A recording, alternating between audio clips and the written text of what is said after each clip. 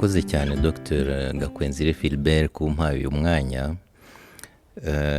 Hari ibintu byinshi dushobora kuganiraho ariko turibanda ku birebana n'urugendo igihugu gikoze nyuma ya jenoside yakorewe abatutsi.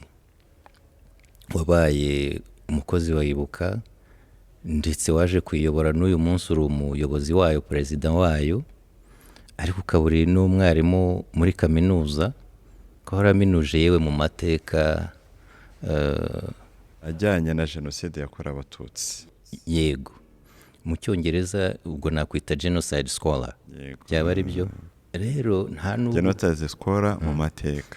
Ibintu rero tuganira sinkeka ko ari teori, ariko niyo wazitubwira urajya uzapurika ku byo tubona tubashe kubishyikira.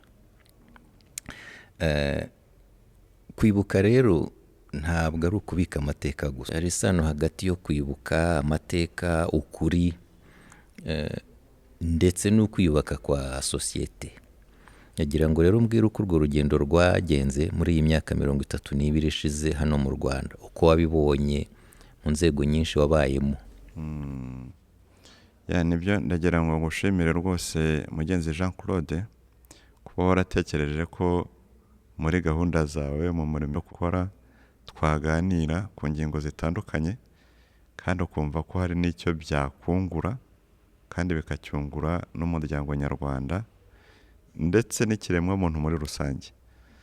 Kuko buriya iyo tuvuga kuri jenoside yakorewe abatutsi tuba tuvuga umututsi, yego, ariko ubundi burya ni umuntu, tuba umuntu mu bandi, tudafite n'itandukaniro n'abandi, uretse nyine uko nguko amateka navuga ngo asa nkaho aba yarabigennye. Jenoside yakorewe abatutsi igihagarikwa, ibirebana no kwibuka byagiye bibaho. Icya mbere ni uburyo bwo kuzirikana ku mateka yaramaze kubaho, no kureba uburyo noneho igihugu cyafata inzira itandukanye naho cyari kivuye. Ibikorwa rero bya mbere kugira ngo twumve kwibuka, kuko kwibuka ni concept iri hejuru. Ubwo nageragezaga no kumva wenda n'ijambo ry'igifaransa cyangwa ry'icyongereza twabishyiramo, ariko reka turebere ku bikorwa.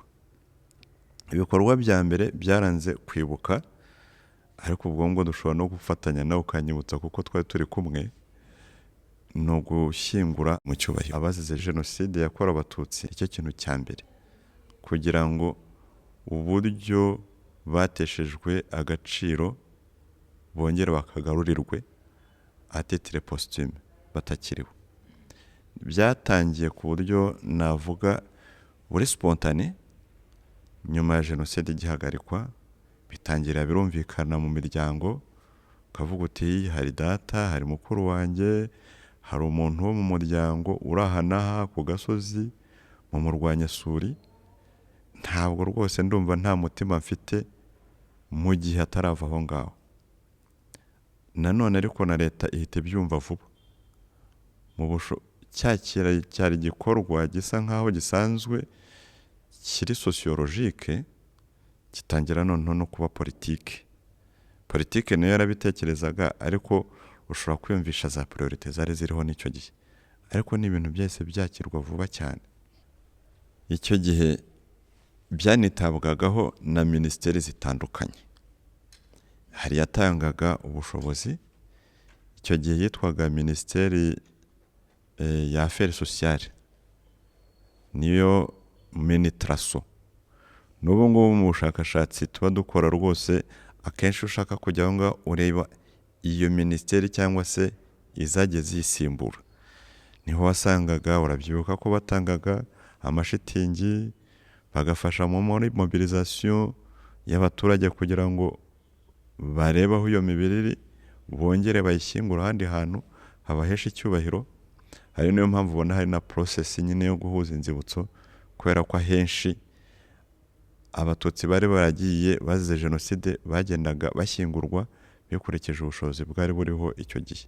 Minisiteri icyo gihe yitwaga Minisiteri y'Amashuri Makuru n'Ubushakashatsi, yatangiye kugenda ireba ahantu ubu ngubu twita za site, aho abatutsi bagiye bicirwa hatandukanye, ndetse banakora raporo mu gitabo cy'amapaje agera hafi kuri 300.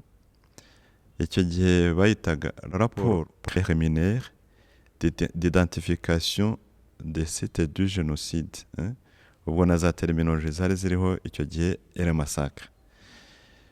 Iyo minisiteri niyo yayoboraga ako kazi, ariko hari harimo minisiteri zigera muri 5. Hari yerekeranye na administration ya affaires sociales, hariho ubutegetsi bw'igihugu, hariho y'ingabo, zari minisiteri zigera muri 5.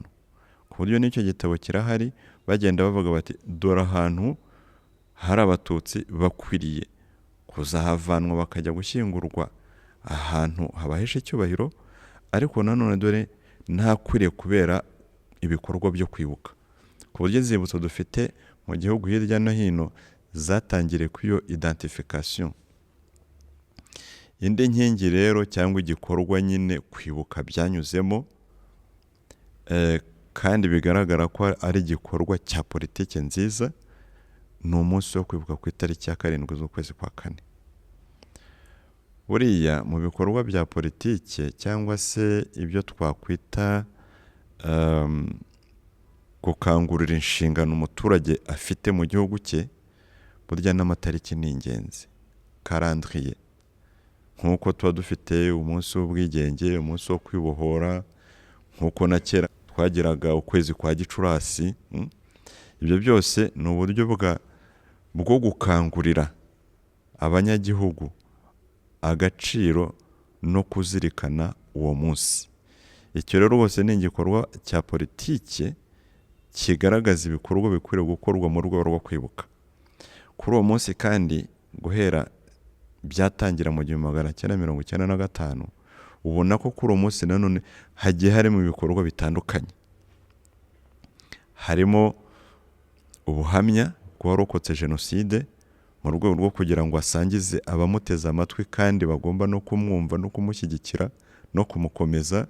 Hakaba harimo ubutumwa bwa politike bw'abayobozi bakuru b'igihugu, ndetse rimwe na rimwe akaba hari n'igihe tuba turi kumwe n'abashyitsi baturutse ku rwego mpuzamahanga, nabo batanga ubutumwa. Bashobora kuba ari abo mu muryango w'abibumbye, bashobora kuba ari abaturutse muri African Union, kuko nabo hari igihe bagiye batanga ubutumwa kuri uwo munsi. Ibyo byose rero ni ibikorwa, ni inkingi kwibuka bigenda binyuramo. Hari evolution mu buryo twagiye twibuka jenoside yakorewe abatutsi muri iyi myaka irangiye, uko byagiye bitegurwa, uko byagiye bikorwa mu nzego zitandukanye ndetse n'ahantu hatandukanye. Ni icyo ubona cyakozwe uko bikwiriye, cyangwa se gishobora no kurushaho gukorwa neza? Uko byagiye bikorwa, uko imyaka yagiye itambuka, ni nako wabonaga ko iyo conscientisation, iyo awareness yagendaga ibaho, cyane cyane mu buryo bwo kugira ngo abaturage bagende babigiramo uruhare, kuko ibikorwa bibaho byose ubundi ni iby'abaturage. Mu rwego rwo kugira ngo icyo nahereho cyo kuvuga ngo u Rwanda rw'igihe cyashize rutandukane n'u Rwanda rwatangiye kwiyubaka kuva jenoside yari hagarikiwe. Ibyo nibyo navuga by'ibikorwa bigendanye no kwibuka byagiye bibaho. Hakaba hari n'ibindi. Ikindi nanone ni uko ibyo bikorwa byagiye bigaragara uko byagiye bigira evolution. Ntabwo byagiye bibera mu Rwanda gusa, byagiye bijya bibera no muri za ambasade, kandi urabizi ko na za ambasade zacu nazo zagiye zaguka uko igihugu cyagiye kiyubaka. Ubu dufite za ambasade zigera kuri 50, aho hose ibyo bikorwa bigenda bihabera. Noneho n'ibigo mpuzamahanga, umuryango w'abibumbye ndetse n'andi matsinda y'abanyarwanda agiye ari hirya no hino ku isi. Ku buryo igikorwa cyo kwibuka ni nk'uko twanatangiye tuvuga ko nubwo jenoside yibasira itsinda runaka, ariko ubundi ubusanzwe burya ni na humanity iba yakomeretse. Ku buryo rero reparation nanone isaba ko ikorwa nanone n'abagize na composante de cette humanité, Kuri iyo sano yo kwibuka amateka, ukuri no kwiyubaka kwa sosiyete, uzi yuko hari intero, niba nayita intero, ivuga iti twibuke twiyubaka. Tuyita intero, tuyita iki? ni intero, ni Okay. nka fure nayo. Rero uko kwibuka kwagiye Kwibuka kuba twiyubaka ni insanganyamatsiko ariko ihoraho, inahoraho. noneho biza gusanga ko ikwiriye guhoraho. Ariko iyo tuvuze ngo twibuke twiyubaka, sinzi niba aho hantu haba hasobanutse neza, niba ari ukwiyubaka mu buryo bwo kurenga ibyadutandukanyije, ese no kwiyubaka mu buryo buri fizike. Nagira ngo ibyo bintu ubivugeho nabyo, n'uburyo evolution yabyo ubona yagenze, kwibuka twiyubaka. Ubundi urabizi ko insanganyamatsiko nk'iyo ngiyo itangwa n'urwego rw'igihugu rubishinzwe, ariko ubundi birumvikana, agaciro kayo karumvikana, wenda ku buryo nk'ibyo natanga ibisobanuro yaba ari ukugerageza mu myumvire yanjye. Ubundi kwibuka ni umutwaro, ni fardo, ku buryo muri uko kwibuka byanze bikunze uwibuka, yaba ari umuntu ku giti cye warokotse jenoside, yaba ari n'undi wibuka uzi ibyabaye, wabaye observateur cyangwa se wabyumvise, n'igihugu muri rusange,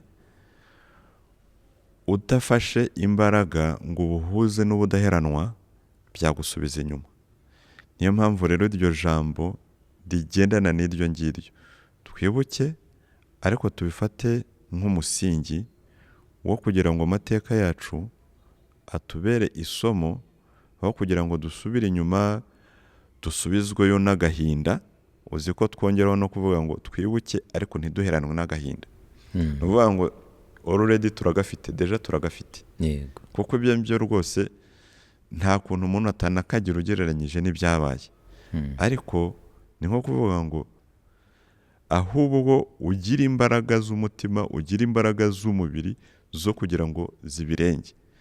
Kwiyubaka rero, burya kubaka igihugu,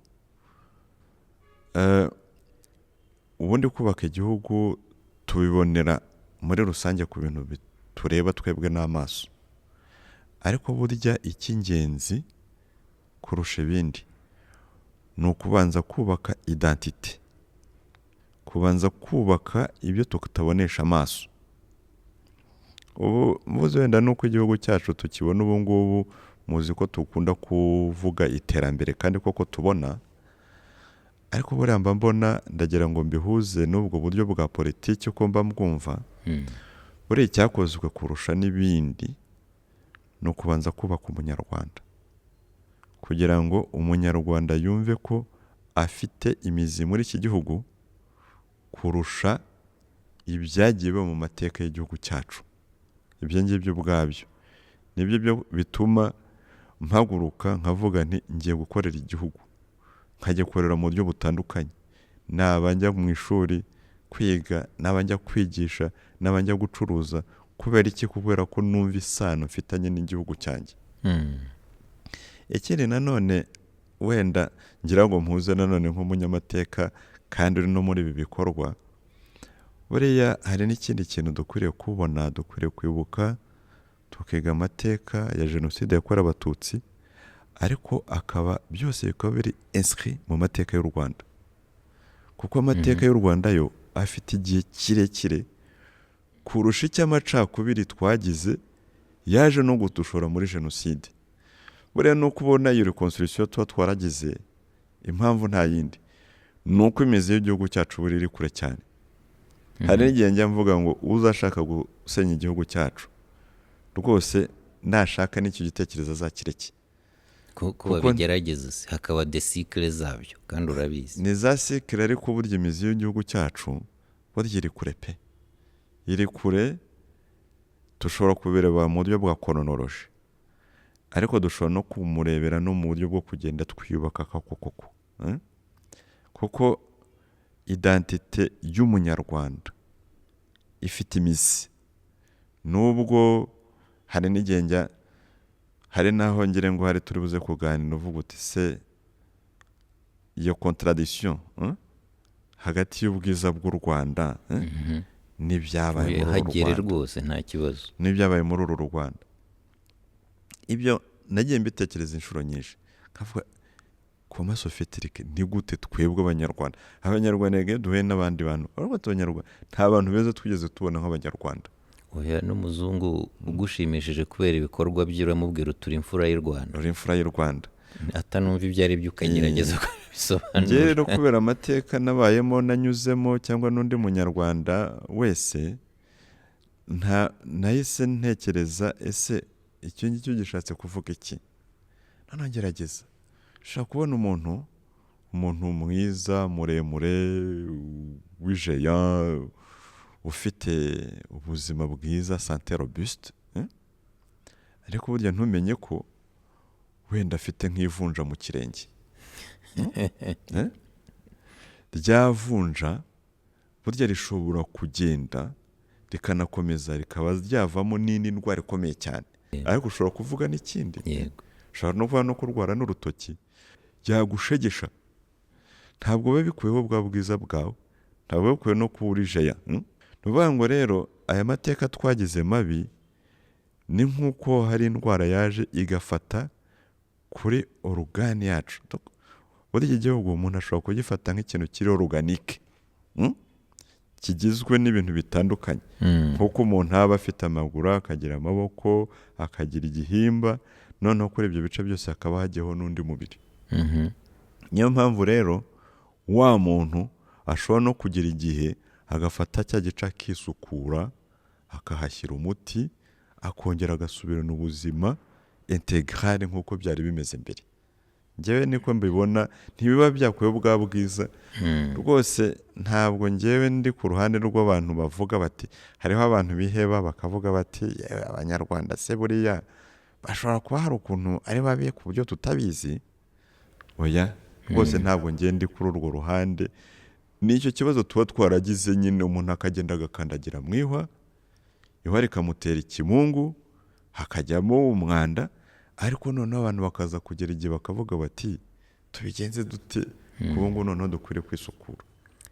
Iyo njye nibaza kuri icyo kintu ahanini gerageza kumva questionnement z'abakiri batoya, kuko wari ubivuze uti hari abibaza abatoya ni nabo bashobora kuba mu rujijo, si ukuvuga ko abakuru tutarubamo, ariko kuri za nivo hari zitandukanye. Kuba azi ko u Rwanda ari rwiza, ari igihugu cy'amata n'ubuki, ariko akaba yaramaze igihe kinini atabibona cyangwa yumva by'amateka y'ababyeyi be ntabyumve, yaba ari uwari aha mu Rwanda cyangwa wavutse ku bari aha mu Rwanda. Hari n'uwo wavuye hanze umbwira ati ninjiye mu gihugu bambwira ngo ni icy'amata n'ubuki nkabishaka simbibone. Sinzi niba izo questionnement ziba mu bantu cyane cyane abato, wowe w'umushakashatsi waragiye unazibona cyangwa wumva de témoignage zimeze gutyo, nubwo umaze kuvuga uti akaba ari nk'akavunja kari muri jeya ariyo Rwanda, ariko ntibibuza kuba jeya. Icyo gisobanuro cyaba gihagije kurema umutima abantu bafite questionnement nk'izo, cyangwa n'ibintu bimeze nk'aho ari deception. Sinzi niba mbiboneye amagambo akwiriye, ubwo nayabuze uramfasha. Buriya hari ikindi kintu nigeze kuvugaho, nshaka kuvuga ko u Rwanda rufite imyaka myinshi, ariko burya mu bindi bintu byubaka igihugu muri sense ya nation, imbaga harimo n'ibyo uvuga byerekeranye na imaginaire no guhanga za mite za legende. Ibyo byose burya nibyo bigenda bigatuma igihugu kigenda kibaho, nuko gutekereza. Nibyo koko nanjye ndabyibuka mu 1995 nkitangira kaminuza y'u Rwanda, naho icyo gihe yabaye nk'icyo umuntu yakwita laboratoire, kuko yari espace ntoya ariko ihuriyemo umunyarwanda wose w'icyo gihe. Harimo abarokotse jenoside yakorewe abatutsi nabo muri famille proche, harimo abagize uruhare muri jenoside nabo muri famille proche, harimo abanyarwanda baturutse imihanda yose yo mu bihugu byo muri Afurika. Icyo gihe rero nyine twavuze nyine n'ingorane zagendaga zibaho. Ndibuka abasore twabanaga muri shambure, icyo gihe twageraga shambure zishobora kuba zirimo abantu 2, 4, 6. Noneho umusore tuza kujyana ku meza, turagenda dusanga ibiryo byashize. Ariko wenda byari bihari, ariko amazi ashobora kuba yari yashize, amazi niyo yari yashize. Arangije aravuga ati ariko ati ababyeyi banjye, bivuga no mu gifaransa, yari yavuye mu nka za Rubumbashi gire ngo ati ariko ati on me disait que le Rwanda est un peu duré et de miel, et voilà qu'il n'y a même pas d'eau potable.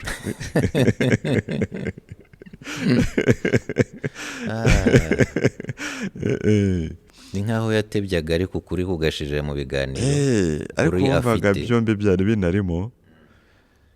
Ariko iyo mvugo y'u Rwanda rw'amata n'ubuki ni imvugo ababyeyi be bavanye mu Rwanda bahunga, barayijyana, bayigejeje aho bahungiye, barayigumana, bayigisha abana, niyo tumye bagaruka, kandi bagaburukana n'abana babo. Ubu ngubu nawe ni bakuru nkanjye turangana, ubu iyo duhuye ça fait partie y'ibintu tuganiraho. Nkabaza ntiharya urabyibuka cyagiye uko byari bimeze? Ubu noneho ya mata n'ubuki barimo barabibona koko. Ubu noneho batangiye kubona ko ababyeyi babo ibyo babwiraga kuko byari byo. Izo za imaginaire rero nazo rwose ziri mu bituma igihugu kibaho. Iyo wumvise umuntu yajyana, iyo tuvuze Gihanga tukavuga Gahutu, Gatutsi, Gatwa, bose bavukanaga, bijya byose tuba tukwiriye kubireba muri rogare y'uko abaturage ubwabo bashatse uburyo bwo kwiyubaka. Iyo tuvuga amoko atandukanye, Abasindi, Abasinga, birya byaturutse mu mutwe kurusha kuba kanaka yarabyawe na kanaka, kuko ibintu biturutse mu mutwe burya bigira n'imbaraga kurusha n'ibiturutse ibyo kuvuga ngo Gihanga yaratuye hehe, kuko nta tongo rye tuzi. Iyo imagination ni nayo ikomeye no kurushaho, kuko ni nayo imagination byarangiye ahubwo burya inadushenye. Kuko iyo abantu bambajije bati se, hari igihe njya nibaza batari ko buriya kuki politiki ivuga ko nta Bahutu, nta Batutsi, nta Batwa babaho? Ibyo ngibyo buriya ntabwo buriya baba batubeshya. Kuba Abahutu, Abatutsi n'Abatwa mu Banyarwanda babaho cyangwa batabaho, burya hari wi na no, bitewe n'igihe, bitewe n'icyifuzo n'umurongo wa politiki. Les faits aussi. Kuko habaye jenoside yakorewe Abatutsi. Kuko rero umunyarwanda muri rusange pe, burya rego umuntu agira na identité multiple. Ibyo byo rwose ntabwo ari ibitangaza. Nkuko twatangiye tuvuga, ndi mwarimu, ndi perezida wa Ibuka, ndi umunyarwanda, ndi umunyafurika, nkomoka hanaha, ariko burya l'identité qui prime k'umunyarwanda, dumwe navuga umunyarwanda utaragira igihe yaratagira influence iturutse muri monde extérieur, le monde européen. Identité ya mbere burya n'umunyarwanda pe, kuko dufite ibimenyetso. Buriya hari n'ibitabo byinshi byagiye byandikwa byo kuvuga ngo u Rwanda mbere y'uko rwinjirirwa n'abanyamahanga. Hari igitabo cyiza cyane cyitwa Au plus profond de l'Afrique. Abagiye bayobora ubwo bushakashatsi harimo Umudage umwe washaka kuvuga ko Abadage basanze u Rwanda. Abaprofeseri nka Ntezimana Emmanuel bagiramo amapublication bashyizemo contribution, Gamarembo n'Imana bagira ama contribution, bavuga mbese baje basanga u Rwanda rwari rumeze rute, rwifashe rute. Aho rero urimo kuvuga nuko buriya hari icyo tugomba kumaraho impungenge abo bana batoya, ariko ntabwo wavuga ngo urazimaze pe. Kuko gukomeza kubaganiriza ni ngombwa, ariko nanone umuntu akabaganiriza afite nanone n'icyerekezo, afite aho aganisha. Kuko ikigaragara constant ya mbere ni uko u Rwanda rwabayeho, rubaho ari urw'abanyarwanda, ruhura n'ibizazane bikomeye, ariko u Rwanda rwo ruzahoraho, kandi ruzahoraho kubera abanyarwanda. Izo mpungenge rero kuzibamara byo ntabwo zashira, kuko natwe nyine hari igihe wibaza ukongera ukibaza, ariko uba ugomba kubona igisubizo, ariko nibura ufite uburyo wisubiza kubera ko wumva ko ufite imbere. Kubera ko ufite imbere, kandi kugira ngo ugire imbere ni uko uba wumva ufite n'ahandi inyuma y'amateka hacu koko hatsindagiye, hameze neza, hatanyerera cyangwa se hatarigita.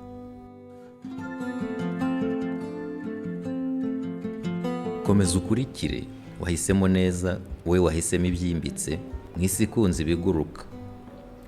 Ubwo ukurikiye rero ni uko wemera ko ibitekerezo byimbitse bikenewe kandi ko bigira icyo bihindura. Niba iki kiganiro kikunyuze, gisangiza umuntu umwe cyangwa babiri banyotewe n'ibi. Ubundi se hari uwakwihererana ibitekerezo bizima? Reka dukomeze.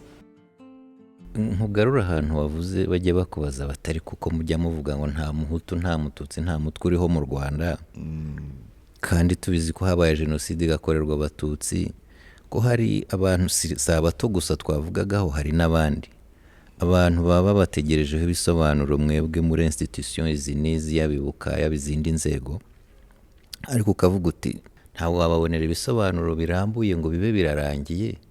Ese iyo batabonye ibisobanuro bibahagije, niko navuga, ntabwo urujijo cyangwa kumanipira imyumvire y'izo concept n'izo realite cyangwa n'izo perception bishobora gukoreshwa no mu guhakana jenoside yakorewe abatutsi?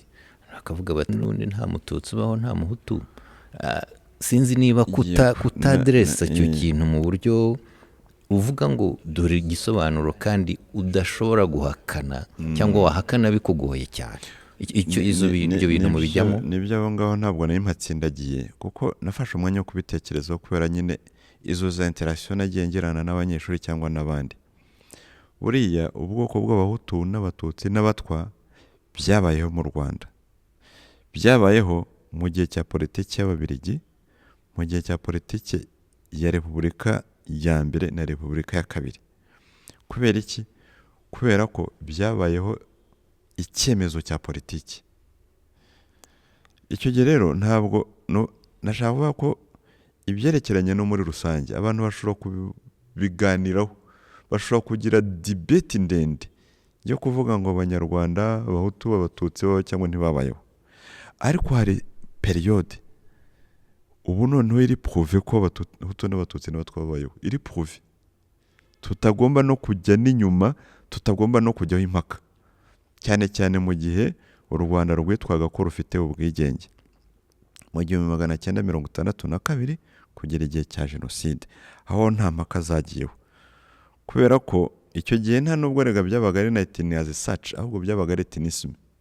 Kubera iki? Habayeho icyemezo, habaho volonté politique, umuntu abaho cyangwa arapfa kubera ibyo ngibyo. Aho ntabwo wajya ku ruhande ngo uvuge ngo bwa bwoko ntabwo bwabayeho.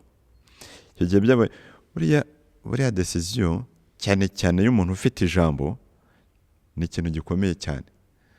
Buriya hari n'igihe mbona ko burya umuntu koko yaremwe mu ishusho ry'Imana kandi aranarema, nk'uko Imana yavuze ngo amazi nabeho akabaho, ngo iki n'ikibeho. Burya na muntu aravuga iki n'ikibo kikabaho pe. Muri kiriya gihe rero koko habayeho aya moko, kandi natwe tuyiyumvamo. Umwe akavuga ati niba unyise gutya urantutse, niba unyise gutya mfite uburenganzira bwo kubaho, mfite uburenganzira bwo kugenda mu gihugu, mfite uburenganzira bwo kwiga, mfite uburenganzira bwo kubona akazi, mfite uburenganzira bwo kubona pasiporo no kujya aho mbonye, bitandukanye noneho kuri wa wundi. Bivuga ngo mu gihe runaka nta burenganzira dufite bwo kujyaho impaka. ibyo ngibyo byaje no kunshimisha mbiganiriye n'umunyamategeko nawe w'umuprofeseri ushobora kuba uzi witwa Etienne Ruvebana. Noneho ambwira ko iyo deba yabayeho mu rukiko rwa Arusha. Aravuga ariko reka turebe kuko umuhutu umututsi n'umutwa koko byabayeho, babijyamo baravuga ati se none se mu gihe waba ufite carte d'identité ku mufuka wawe ikaguherekeza kuva uvutse kugeza upfuye bisanzwe cyangwa kugeza wishwe, icyo gihe imoko yabayeho, decision ibaho koko. Ngiye icyo gihe ari reflexion yanjye nk'umwistorien, ariko nsanga niyo reflexion nk'abajuriste nanone yabayeho, bigenda biba prouvé. Noneho iyo bivuga ngo rero ko noneho dukwiriye gukora uburyo bwo kugaruka ku Rwanda n'amateka y'umuzi, nanone ntabwo tuba twibeshye, kuko nanone decision politique igenda ikuraho icyo kibazo twagize nanone irashoboka cyane. Bivuga ngo rero tuba tugomba kwiplasa muri periode runaka, tukavuga tutabongaho ko byarabaye kandi kuko bibaho. Abantu bakirukanka tukavuga ati numvise abantu bavuga ukorekeje za stereotype zabayeho, tenomvise bavuga ngo ndi mugufi cyangwa se ngo amazuru yanjye ameze atya, utuzi ko byamamaye rwo kujya guhinduza irangamuntu. Ibyo ngibyo byose nuvuga ngo rero mu gihe si ça a animé notre univers rwandais, icyo gihe moko yabayeho rwose. Yabayeho. Hari abashakashatsi batandukanye muri za kaminuza zirimo n'iyo urimo bakora ku mateka, ariko sinzi ko babasha kuyacengera cyane cyane ngo bavuge nko kuri ibyo bibazo by'amoko uvuze. Hari bakomeje kwemeza ko ntayabaho, ukavuga uti hari igihe atariyo ariko byageze aho bigaragara ko ariyo, kuko abatutsi bazize ubwoko ntabwo ushobora kubihindura. Ariko si uvuga uti abantu bashobora guhitamo, abantu baravuze bati guhera muri 62 noneho byari ubwoko mu buryo bwuzuye, kuko abantu bagiye bapfa babuzize, bishwa n'abandi nanone mu izina ry'ubundi bwoko. Ese ubwo ko hari abantu bashobora kuzitwaza icyo bakavuga bati twebwe turi bashingiye mu bwoko, bagomba kuyitwaza ngo bagire uwo bagirira nabi, nubwo uyu munsi igihugu cyavuze kiti ibyo ntabwo ari byo tukigenderaho, ubu ni umunyarwanda umwe. Buriya rero bariya amahitamo yabo ntabwo aba ari ay'ubu ngubu, kuko muri kiriya gihe ubundi habaga harahisemo bakeya bafite ijambo, kuko ari perezida, kuko ashobora kugenda akajya ku maradiyo atandukanye, akajya mu giturage akagenda avuga ko we kubera n'inyungu za politiki arimo kubibonamo.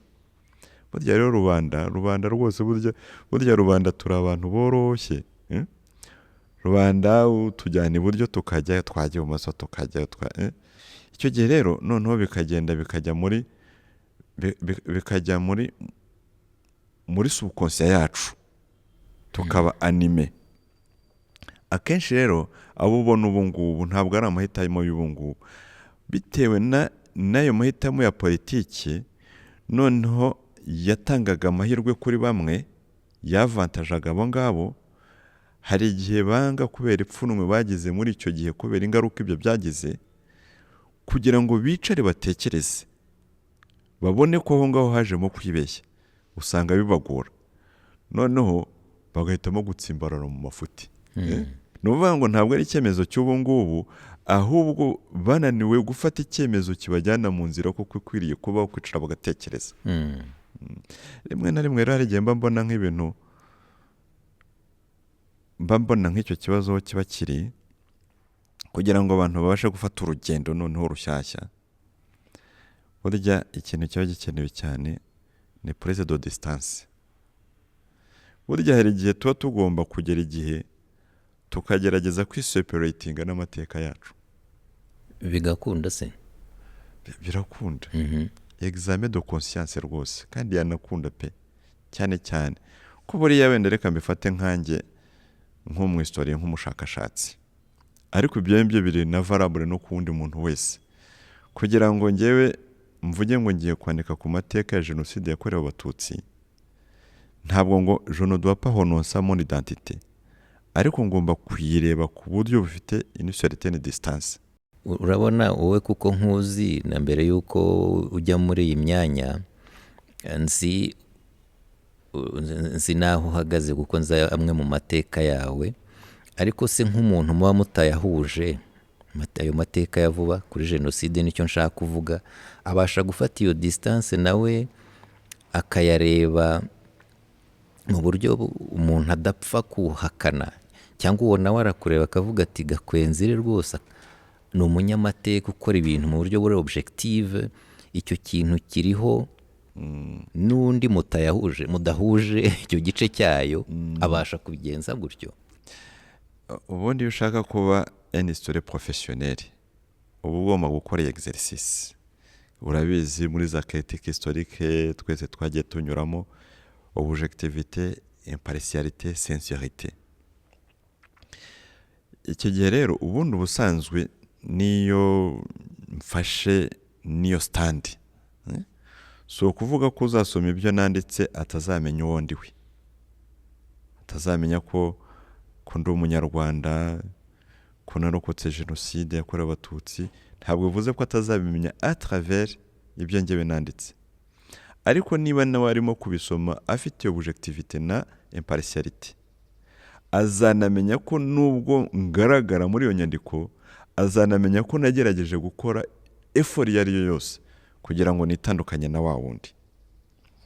Ntabwo biba byoroshye kuko hari igihe biterwa n'ayo mateka yariyo, ariko urebye no hirya no hino wenda urenze cercle y'abanyarwanda, hari abo tuba tuzi babigezeho, akaba azi ko akomoka mu muryango wageze uruhare wenda muri jenoside yakozwe n'abanazi, bikagaragara pe, bakaba bazi ko uriya muntu izina rye rikomoka no kuri famiye y'umuntu wagize uruhare runuru, ariko wenda nyuma ya generation runaka. Birashoboka none ahanga, ariko bisaba ko effort, kuko hari n'igihe abantu benshi bashobora no guhongera muri izo za teori pour éviter. Ariko ibyiza, hari n'igihe umuntu adashobora kwitandukanya n'uwo nguwo, ibyo ngibyo byo rwose umuntu atabasha kwitandukanya nawe sinamurenganya, ahubwo ntera ikibazo nushaka no gutoba ibyo abandi bo bagerageza gufata iyo distance. Ariko hari abo mbona ukabona rwose aragerageza mu bo dukorana, ukabona wenda agerageza nko kugarida resilience kuri bimwe, ariko mieux vaut ko yagarida resilience aho kugira ngo ajye kuzana noneho ibisubiza ibintu irudubi. Ibyo ngibyo rwose exercice igenda igaragara. Ibyo rero mbona ko biri valable no ku banyarwanda muri rusange, kuko utabashe gufata distance burya nta n'uwo wanagana. Ngarutse rero ku buryo navuga buri scientifique, wenda ndabivuga comme historien, ariko burya biri valable no kuri science. Hari n'igihe njya ngerageza no gufata, uzi ko histoire bayita sciences humaines, bavuga ko nta solution iri arasiete tuba dufite, ariko burya n'ahandi burya naho ni kimwe. Ubu umwana wacu ashobora kugira atya w'umunyarwanda akajya muri kaminuza, akiga agahitamo wenda kwiga ibirebana n'ubuhinzi, yarangiza agahitamo specialisation wenda tingiye kwispecialize wenda ku bishyimbo, kandi tuzi ko umunyarwanda kenshi ku meza haba hari ibishyimbo. Hari igihe azahura na sekuru akamubaza se wiga iki, tiniga ibishyimbo. Sekuru ashobora kumubwira ko yabuze, ashobora kumwita imburamumaro. Icyo gihe rero wa wundi afata distance, akirinda kuvuga ko byamureze kuva kivuka, ashobora kuvuga ibishyimbo, dushobora kuvuga amata. Icyo gihe afata distance agasa nkaho ajya ku ruhande, agakereya buriya za laboratoire tubona. Laboratoire mbere y'uko iba physique irabanza ikaba mentale. Burya rero kenshi ni naho les sciences humaines zo mbona ziba ari na science z'ingenzi zinaguye no kurusha izindi, nuko laboratoire igomba kubanza ikaba mentale kurusha uko iba physique. urabibwira umuntu wo mu gacurabwenge sicyo bivuga. Rwose cyane. Ubwo rero ukuvuga uti reka mbanze mbyitarure, mbanze ndebe umubyimba, ndebe uko bingana, ndebe n'icyo ngiye guhoberana nacyo ko kingana, ndebe icyo kujya guhangana nacyo. Ibyo rero abanyarwanda bose bagomba no kubifata rwose nkabyo. Kandi koko iyo prise de distance burya nayo ça vient avec le temps. Muzi ko hari za stereotype zigenda zibaho, burya zishobora kuba bimwe mu bintu bituma ko umuntu kuko yafashe iyo distance. Mu gihe cyashize ni muri 2024 ndimo kuganira n'abasenegale. Abasenegale uzi ko habamo amoko menshi, ibyo twita amoko. Yego. Hari abo bita serere. Serere rero ni abantu abasenegale bose bumva ko ari abantu bari ku rwego runaka, rwa nobilité, prise de distance uko twavugaga. Bakavuga bati abasenegale tuvuga ko Imana yabanje kurema abaserere ikabitondera ikabashyira hariya ikabona gukurikizaho abandi. None harimo nkande namenya, harimo abitwa abasengor. Abasengor uwo nabimwemera, abandi simbazi. No twaganiraga n'umuprofessional witwa Sengor, no tuza kubigana duhera. Urumva rero nk'icyo ngicyo hari aho ubwo twabivugaga, noneho abo twa turi kumwe abo ngabo abandi babaworofu bandi batandukanye benshi cyane bagahita baseka. Ariko mu banyarwanda uzanye nk'icyo ngicyo uvuga kuri bamwe mu banyarwanda intambara yarota. Niho bavugira distance rero. Twebwe rero ntabwo turagera aho ngaho. Ariko burya ngira ngo nuko niyo construction y'ubwo bwoko ahari dafashe, kuko leserere batandukanye na leolof, batandukanye na le malenke n'ibikizinzi niba naho bahari n'abandi mu buryo buri objectif, buri scientifique, buri sociologique. Ngira ngo hari nibyo tuba twarabuza, nubwo par la force des choses byaje kuba consacré, niba nabivuga gutyo. N'ubundi nanone maze iminsi hari ikintu ntekerezaho nkajya ngenda kugisangiza abantu kugira ngo banambwire niba wenda kiri relevant cyangwa ndi mu murongo. Abantu baribaza bati ariko ni gute abanyarwanda kugira ngo ubatandukanye biragoye? Ni gute byarangiye babatandukanyijemo Abahutu n'Abatutsi kugera kuri innomable, kugera kuri ruriya rwego? Nonza gutekereza muri ubwo buryo bwo kuvuga ko tugira na laboratoire alimentare. Ubundi itandukaniro ry'abantu riri naturel, rigaragara abantu bareba koko. Uhura n'umuntu ukumva atangiye kukubwira urundi rurimi, umuserera akavuguru, umworofa akavuguru, nguru mugashaka urundi muhuriraho. Icyo gihe ubonye ko uwo muntu koko mufite itandukaniro. N'ibindi wenda fizike byose njya bitindaho buryo biranagoye, nta n'icyo wanagenda, ariko icyo ngicyo nibura kiri objectif. Ibyo ngibyo byo birumvikana, mushobora no kugira ibyo mupfa kubera ko mutanumvikanye koko.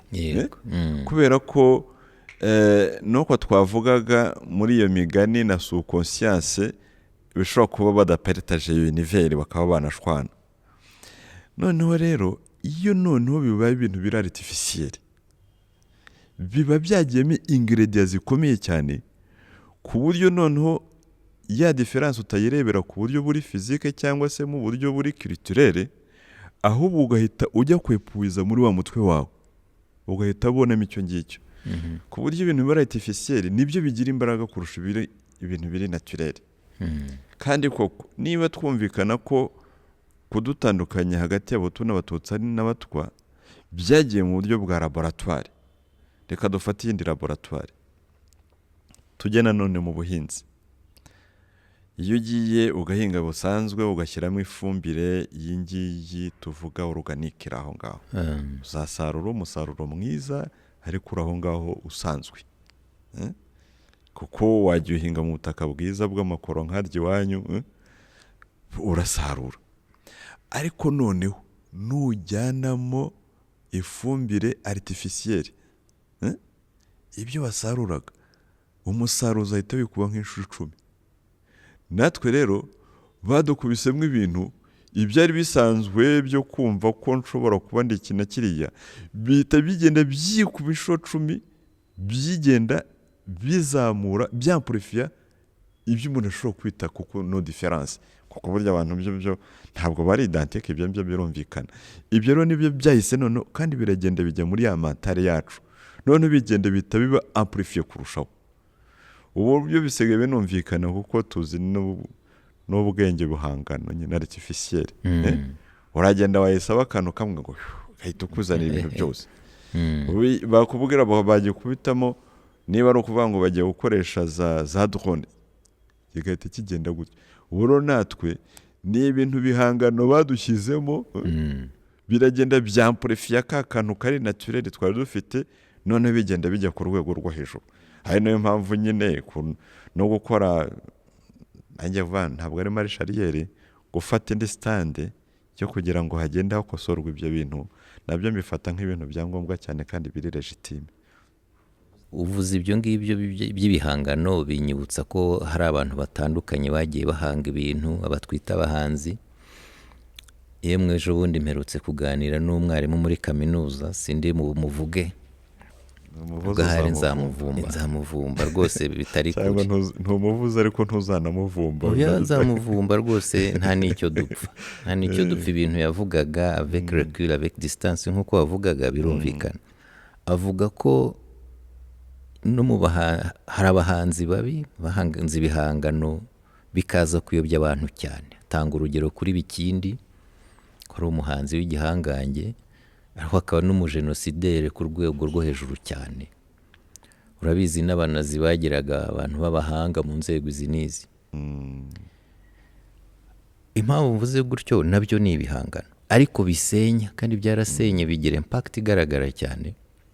Bitegura jenoside ku rwego rwo hejuru. Ntekereza ko Bikindi ari mu bifi binini nk'uko bajya bavuga nkurikije uruhare rwe. Ari mu bantu bagize impact kuri societe rwandaise cyane. Yego none rero iyo twibuka jenoside yakorewe abatutsi naho hajya hazamo ibihangano cyangwa se turebe mu buzima bw'igihugu nyuma ya jenoside yakorewe abatutsi hari ibihangano. Ubona ibihangwa muri iyi myaka tumaze nyuma ya jenoside yakorewe abatutsi mu rwego rwo kuyibuka rwo kubungabunga ayo mateka usanga hari ibifite imbaraga zingana gutyo cyangwa zina rucizo kuko zikwiye kuzirusha ngo ziziganze. Ibyo bihangano usanga byaragiye bigaragara kandi warabikurikiye muri iyi myaka yose. Buriya rero ibyago igihugu cyacu cyageze mu gihe gutegura jenoside yakorewe abatutsi nuko bayiteguye bakanyura mu buzima bwose bw'igihugu no mu buryo bwo guhimba ibisigo, ibyivugo, indirimbo, amakinamico, yemwe no gukina n'imipira ugasanga nabyo bigenda muri ubwo buryo. Bivuga ngo rero nanone mu buryo nanone bwo gushaka umuti nanone tugomba kunyura muri izo nzira. Ariko kubera iki wari ibirebana n'ubuhanzi ubwo bugira n'imbaraga no kurusha n'ibintu biri twebwe tugenda ku buryo bwa evidence. Nibyo bigeze kunyibutsa kuvuga ko utangira uvuze ko nakoze muri buka nibyo mu mwaka w'ibihumbi 2001 nko mu mwaka w'ibihumbi 2002 hari aba filmmakers bigeze kuza mu Rwanda. Noneho icyo gihe nari directeur wa département ya mémoire et documentation. Bo nkumva barashaka gukora filime au sens artistique du terme. Jewe nkumva simbishimiye cyane nabaga igitekerezo cyo gukora filime documentaire kugira ngo bagende ba documentary fait.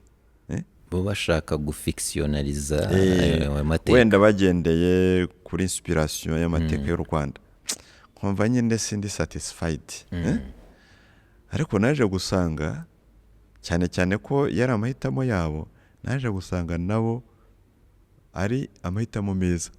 Naje kugenda bitekerezaho nyuma kubera ko na ya imaginaire nayo no gutekereza burya nayo irakiza. Dufashe nk'indirimbo ziri mu byakijije rwose uru Rwanda no mu byafashije abanyarwanda muri ubu budaheranwa. Indirimbo kuko inatuma cyangwa n'ibindi bihangano bituma n'aya marangamutima nayo ubwo yazamuka, kandi burya biri mu bigize umuntu, biri mu bigize umuntu. Burya umuntu mukuru muri twebwe, muri jyewe, muri wowe, muri uyu musore, burya n'uwo tutareba. Uwo tutareba rero agerageje kujya ashuri fasi, burya kuko niwe ukira. Wa wundi tuvuga agaseka, wa wundi tuvuga akimyoza, wa wundi tuvuga akarira, uwo nguwo ni wewe. Ziriya ndirimbo rero zatumye hari umuntu muri twebwe uzamuka. Niyo mpamvu uvuga ko nazo zagize uruhare, biriya bihangano muri rusange nabyo byagize uruhare mu kugira ngo koko tube tugeze ahangaha mu budaheranwa dufite kandi buri ku rwego rwiza. Hari nanone uburyo ubutabera bufasha mu kwibuka ndetse bukaganisha mu kubabarira cyangwa mu bwiyunge. Agira ngo iyo dinamike uyimbwireho, unambwira uburyo byagiye byevorewa muri iyi myaka 32 ishize. Turabizi ko hari imanza ziriho zabayeho mu Rwanda, Arusha, i Burayi. Umuntu akaba yakwibaza uruhare zimaze kugira mu gutuma abantu kuko bumva bagenda boroherwa ku mutima, baba barokotse jenoside yakorewe Abatutsi ndetse n'abandi banyarwanda. Izo manza zo ziracyakomeza yego, ariko sinzi uburyo koko birimo bizana icyari kigenderewe. Reka ngerageze guhuza kwibuka, ubumwe n'ubwiyunge n'ubutabera. Wenda ku butabera nabyo umuntu aze kubigarukaho. Buriya kwibuka byagize uruhare ubumwe n'ubwiyunge pe, kuko icya mbere iyo mu kwibuka tuba twicaranye nk'abanyarwanda.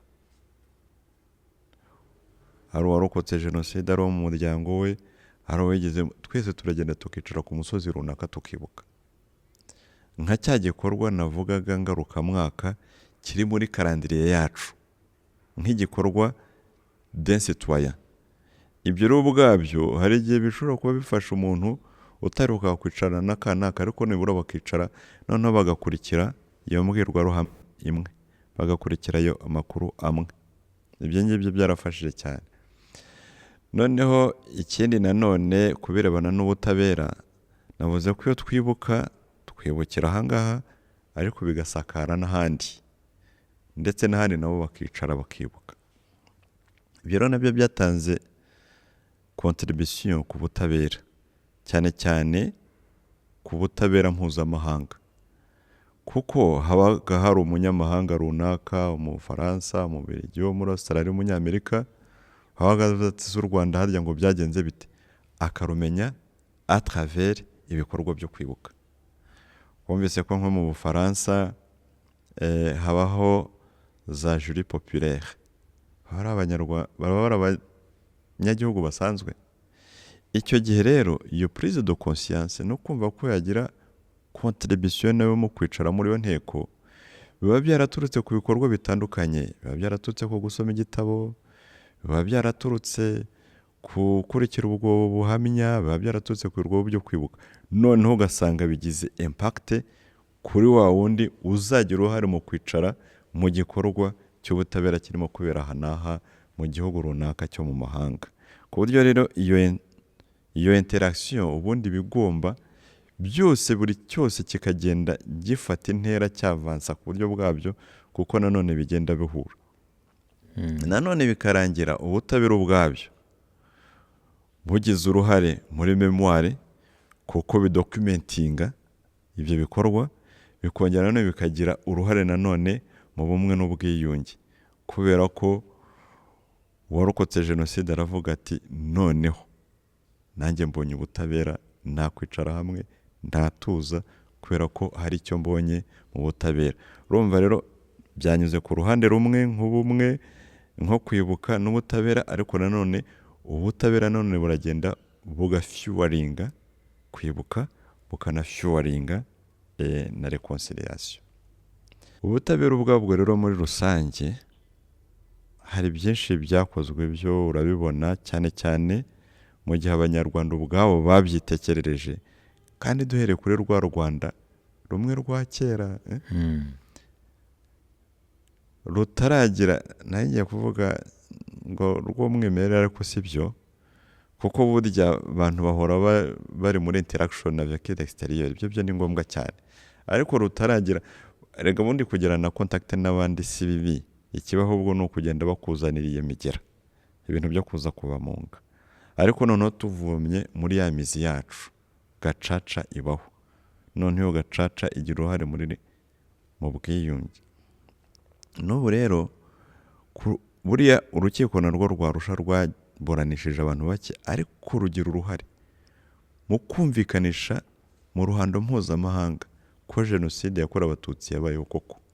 Bakeya baburanishijwe, kuko hagiyeho urwo rukiko ubwarwo rwashyizweho n'urwego mpuzamahanga, kandi koko biba prouvé ko hari abagize uruhare muri jenoside koko. Birangije rero nabo bakuriye documentation, kuko ku rubanza rumwe ushobora gusanga haranditswe nk'amapaje agera nko mu 2,000, kubera ko hagiyemo ubuhamya bw'abarokotse jenoside, hajyamo isesengura ry'abanyamategeko, ibyo byose bigenda bifasha. Mu ruhando mpuzamahanga hari byinshi ubona rwose, ibyinshi bisa nk'aho bitumvise urugendo u Rwanda rurimo, cyane cyane ufashe n'ibihugu byo muri Afurika bitigeze rugira uruhare mu kuvuga muti abagize uruhare muri jenoside bari hano, reka tubohereze mu gihugu cyabo bahaburanire, cyangwa se natwe tubaburanishe, kuko ibyo ni n'ihame ry'ubutabera rivugwa. Ibyo rero byo ntibyigeze bibaho, ariko still aho bigenda bikorwa naho bigenda bigira impact igaragara cyane mu guhindura n'imyumvire y'abanyagihugu bwabo. Komeza ukurikire, wahisemo neza, wowe wahisemo ibyimbitse mu isi ikunze ibiguruka. Ubwo ukurikiye rero ni uko wemera ko ibitekerezo byimbitse bikenewe kandi ko bigira icyo bihindura. Niba iki kiganiro kikunyuze, gisangiza umuntu umwe cyangwa babiri banyotewe n'ibi. Reka dukomeze. Cyo kwirinda ko umugera uturutse hirya no hino wakwinjirira abantu ukabanduza, unyibutsa ibyo tumaze iminsi twumva mu bihugu duturanye bimwe na bimwe, ndetse bihereye mu buyobozi bwabyo, ndetse n'abanyarwanda babirimo, kuko ariho bikomoka. Uwo mugera kuzajya ukomeza kuza kwanduza, ukanasubiza inyuma intambwe abanyarwanda bari bateye. Nk'umushakashatsi ndetse nk'umuyobozi mukuru wa Ibuka, ibyo bintu bibatera impungenge zingana iki, bizagenda gute? Umuntu agatera intambwe uyu munsi, ejo bakaba bagusubiza inyuma aho ebyiri, kuko banafite imbaraga, kandi turabizi ko imbaraga zisenya nyine ziba nyinshi, ni ibintu twabonye. Yewe baranashyigikiwe, baba bashyigikiwe n'ubwo buyobozi bw'ibihugu barimo hirya hano hepfo aha, ndetse na bimwe mu byakure. Buriya rero hari ibintu, ibyo byose ni ibyo gutekerezaho, gufata umwanya umuntu akabitekerezaho en profondeur, kuko nta gisubizo navuga wenda umuntu yavuga ngo ni iki ngiki ABCD. Impungenge, urabona igihugu cyacu cyafashe umurongo wo kwiyubaka, cyo kwibukira ku bumwe bw'abanyarwanda, ndetse reka wenda ngarukeho no kuri politiki muri rusange. Burya hari ikintu ubona muri politiki y'igihugu cyacu, kandi tuzi ko politiki ishingiye cyane cyane ku muryango wa RPF Inkotanyi. Buriya hari ikintu kiri consistent nabonye kuri uwo muryango, mbona kiri mu byubatse iki gihugu. Buriya umuryango watangire kumva washingiwe, buri ikintu cyagarukaga cyane, abanyarwanda nyine dukunda kwiyumvira nyine byoroshye gucyura impunzi, ariko buriya ingingo ya mbere no kuganira kw'abari muri iryo tsinda ni ukubaka igihugu kigendera ku mategeko, état de droit. buriya bihatse byose. burya nunareba n'ingingo ya mbere yagiweho impaka Arusha ni etat de droit, kandi koko igihugu kitagendera ku mategeko se izo mpunzi wazitanga zijya kugira gute?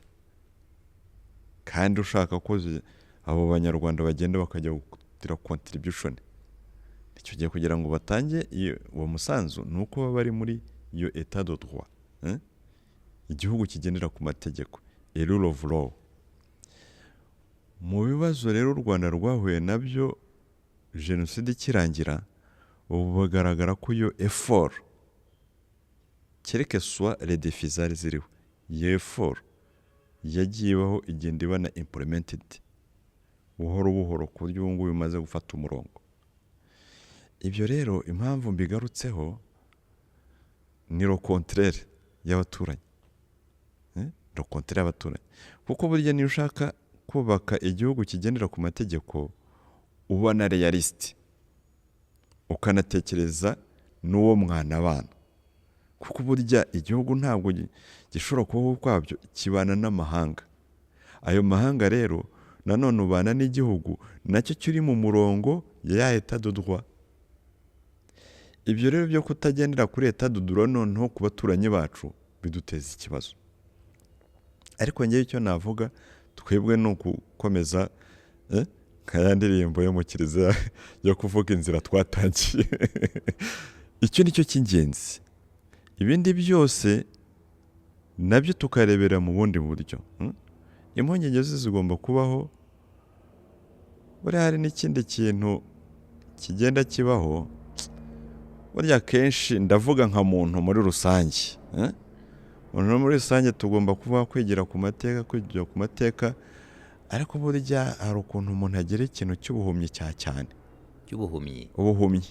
Ubwo ndabivuga nko muri rusange kuko ntekereje nk'umunyamateka, ubundi umuntu wabaye mu ntambara yo mu 1914 kugera mu 1918 kugira ngo abe yaragarutse mu ntambara yatangiye muri 1939 1939 kugera muri 1945 ukayigarukamo ako kanya, uhita ubona ko umuntu yibagirwa vuba, rwose yibagirwa vuba, ku buryo n'ubu ngubu n'abanyaburayi iyo mubiganiriye usanga bafitemo ako gapfunwe, ntabwo baba bashaka uko kuntu bongeye bakisanga ahandi, biracyabatera ipfunwe. Baba bumva ari iby'Abanyafurika? Barabizi ko ari ibyabo, ariko ahubwo ntibemera ko babaye nk'abo ngabo bandi baba birirwa babitwerera. Akenshi iyo bigarutseho yumva mwashaka indi ngingo mwaganiraho. Intambara ya kabiri y'isi mu buryo bugoranye irahagaritswe, hanyuma abayitsinze batangira kurebana none na ingwe. Tuba dutangiye kugera les deux blocs. Les deux blocs nabyo ibyo byadukoreye no kugera mu bihugu byacu nabyo byaragoranye cyane. Burya twebwe ntabwo intambara ya kabiri y'isi yageze mu Rwanda, nubwo natwe dufite uburyo twegizemo uruhare, ariko noneho ako kanya intambara hagati ya kapitalisme na komunisme burya yahise tugeraho impact cyane, igeze tugeraho impact hose muri Afurika ntamwe itageze. Impamvu rero mbivuze ni uko jenoside yakorewe Abatutsi irahagaritswe mu Rwanda, Abanyarwanda batangiye gufata politiki yo kugira ngo twiyubake iri inclusive, hanyuma abandi nabo ugasanga bya bihugu bitangiye gutera inkunga ba bandi. Ako kanya umuntu ananirwa no kugera n'impuhwe koko ngo arebe ko aho twari duhagaze n'aho twari turi, none n'ubu rero biracyakomeza. Impamvu mbivuze rero ni kuri iyo ngingo ya kabiri. Iya mbere, twebwe dukomeze ibyo twatangiye n'uwo murongo, ndabivuga nk'abaturage n'abayobozi tubajye inyuma rwose. Ariko impamvu navuze icyo ngicyo kugira ngo wenda ntabwo ari pessimisme, ahubwo to be vigilant, kugira ngo bamenye uko isi iteye. Ako kantu ko kuba vigilant, ako ngako tugomba kukamenya mu buryo bwo kwiyubaka, tukamenya ko tunazi uko imibanire hagati y'ibihugu ibimeze, cyane cyane iyo umuntu atera imbere baramureba aho kugira ngo bamushyigikire, ahubwo ugasanga bashaka kugira ngo uko azamuka bagenda banamanura. Buriya njya mbona ko no mu bibazo twanahuye nabyo cyane cyane guhera ku gihe cya gikoroni, burya mu byo twanazize ni uko abanyarwanda dufite une identité forte. Buryo ibuye rikomeye n'iryo ushakira inyundo ry'akaraho butaka, rwose iyo urebye usanga ari ibyo ngibyo. Kandi rero wanareba urase iyo urebye abanyarumeniya, nuko mu bantu bose que les jeunes turcs ont essayé de démanteler, basangaga aribo bagoye kurushaho. Kubera iki? Kuko nabo bubatse n'identité ikiriho. Abayahudi la même chose. Burya rero abantu batera amabuye ku giti gifite imbuto, naho se kiriho amahwa cyangwa kidafite iki, abantu barahita bakikomereza, amababi akazagwa cyangwa se ntagwe kigakomeza. Ariko noneho bagatera bashaka za mbuto, bakarangira bagitemye n'amashami n'amababi n'ibyo byose. Bivuga ngo rero tugomba gukomeza inzira yacu, ariko tugakomeza tukaba na vigila, kuko le monde est ainsi. Isi ni uko nguko iteye mu by'ukuri. yewe nteye ubwoba, ariko sinzi niba utajya ubugira iyo taburo umaze kuborosa. Wowe uravuga ngo le monde est ainsi, il faut être vigilant. Ariko nubwo uvuze ibyo byose, wowe mu kazi ubamo, mu bushakashatsi ukora, ni iki kikuraza udasinziriye? Hari ibyabashije kujya mu buryo n'ibyo, ariko se ni iki cyaba kikuraza udasinziriye muri ibyo byose, muri izi shuzi zose tumaze akanya tuganiraho? Mu bintu bimpangayikisha byerekeranye, bimpangayikisha bya mbere n'ibyanjye. Birumvikana. Ibyanjye ni inshingano zanjye z'umunsi ku munsi, inshingano ngari, izo mu muryango Ibuka nazo ubwazo ni ngari, ariko nabyo ntabwo ari ibintu uvuga ko biri permanent. Cyane cyane bene n'ikimpangayikisha ni nka efficiency y'inshingano nawe umfatanya muri rusange, kubera ko ari ibintu biba biri shared. Ntabwo navuga ko bimpangayikisha cyane kurushaho, ariko ikintera impungenge burya muri rusange, by definition, history ni change, genda bihinduka. Hari igihe bigera gutya ibintu bigahindukaho kugira ngo bihinduke bibiri ameliorative, ugasanga hari igihe bishobora kugenda bijya hasi.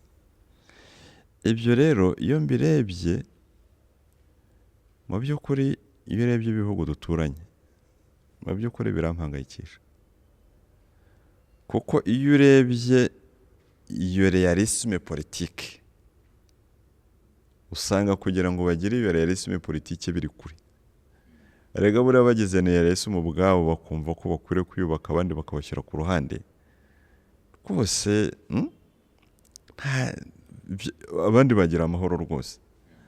Ugomba kugira intangiriro yo kugira ngo uyubake, ukiyubaka, ariko ugakomeza nanone ukavuga uti tugomba kugenda nanone tureba ya vigilance nagendaga mvuga. Iyo byirebye rero nanone abanyarwanda bahungiye hariya, kugenda ubundi in numbers nta kibazo, ahubwo ikibazo n'ibitekerezo bajyanye, kandi noneho bikagenda bijya muri generation zigenda zikurikiyeho. Ibyo rero ntacyo bizatuhungabanyaho ku rugendo turimo, ariko urumva ko hari igihe, hari nka 1/4 kizajya gituma tutagira concentration ku mirimo yacu. Hazaba hari part niyo bari ntoya yo kuba dufite iyo regard avec l'extérieur kugira ngo turebe ibyo ngibyo. Ariko nanone akaba ari nabyo navugaga ko burya ntagahora gahanze, ntagahora gahanze rwose. Ibyo ngibyo mba nzi ko at a certain time bizagira bitya ibintu bigashira rwose. Hari n'igihe njya mvuga nti abantu ntibakajya bagira impungenge cyane. Use wa mugani umuntu witwaga Sawuli se wahindutse Pawulo akaba yarabaye inkingi ya kiliziya. Ese mu myaka 20-40 usanga abanyarwanda yewe uvuge n'abanyafurika bakwiye kuzaba bibuka bate jenoside yakorewe abatutsi?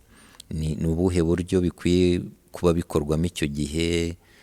Imyumvire iriho ikwiye kuzaba yarateye imbere mu buryo bumeze bute? Kuko ngira ngo hari biba bitaranoga. Nko mu myaka 40 iri imbere ubona imbaraga zikwiye kuba ziri hehe, bikwiye kuzaba bimeze bite? Ibyo byo rwose ni ibintu bigaragara cyane, n'icyo gitekerezo kugira ngo tuganire kirumvikana. Icyifuzwa cya mbere ni uko mu gihe cyo kwibuka biriya bikorwa by'ingengabitekerezo ya jenoside rwose bikwiriye kuba byararandutse pe. Impamvu mbivuze, hari igihe ushobora kuvuga uti abagize uruhare muri jenoside icyo gihe n'ubundi bazaba batakiriho, ariko bigaragara ko niyo transmission mu batoya iyo ngengabitekerezo igenda ibaho. Ugasanga umwana w'imyaka 20 aragenda agize uruhare mu ngengabitekerezo. Ahubwo ibikorwa byo kwibuka bikaba ari ibikorwa koko bihesha agaciro abazize jenoside, kandi bikomeza no kubakira ku musingi muri iyi myaka tumaze kubona ko uko kwibuka jenoside yakorewe abatutsi koko bigenda bitwubaka. Bikaba ari uburyo bwo gukomeza kwandika amateka page by page y'amateka noneho y'u Rwanda tuganamo kandi twifuza, rudakwiriye gukomeza kurangwa n'ibikorwa bibi ibyo byose nk'ibyo twagiye tubona. Noneho dukwiriye kugeza icyo gihe ya never again. Ubwo ya never again yavuzwe mu 1945. Noneho iyo never again ikaba koko reality. Kandi n'igihe njye ntekereza nkasanga ko kwizaba reality. Uti kuki kazaba reality nka ryarese mu myaka 20-40? Ashwe urumva nyine ya chronometre nyine kugira ngo nyibone iragoye. Izashyira imbere reality ituzigiye ikomeza. Ndirinda kujya mu buryo mu materime rimwe na rimwe ari muri hanze ya domaine de réflexion yanjye. Hari ijambo bakunda kuba sacrifice. Sacrifice. Buriya jenoside yakorewe abayahudi bituma nibura hajyaho ririya tegeko, ririya convention internationale yo guhana icyaha cya jenoside no kwikumira, wenda ntiyagire efficacité. Buriya convention yagiye mu 1948 yatangiye noneho gukoreshwa ari uguhana icyaha cya jenoside yakorewe abatutsi n'iyakorewe abanyayugoslavia. Uro bigaragara ko nanone kubera ko nanone ibyabaye ku batutsi, jenoside yakorewe abatutsi yatumye hari conscience yabaye increased ku buryo buri positive, ku buryo never again igenda noneho yinjira muri reality kurusha mbere yaho, cyane cyane muri bera no gukumira. Aho rero niho nanone mvuga ngo rwose icyo nifuza ya never again ni igenda ibe reality kuko aho kugira ngo ibe siroga ibindirimbo yo kubivuga kandi ahepfo ahirya aho hino harimo ibikorwa bibanganimira ikiremwa muntu muri rusange. Urakoze Dr. Gakwenzire Philbert kuri uyu mwanya umpaye kuri iki kiganiro tugiranye. Nigiyemo byinshi ariko nzi ko n'abandi bakurikira bungukiramo byinshi, kuko izi ni ingingo zikomeye cyane usobanuyeho ibintu nk'umunyamateka, nk'umushakashatsi ndetse nk'umuyobozi. Urakoze cyane Dr. Gakwenzire.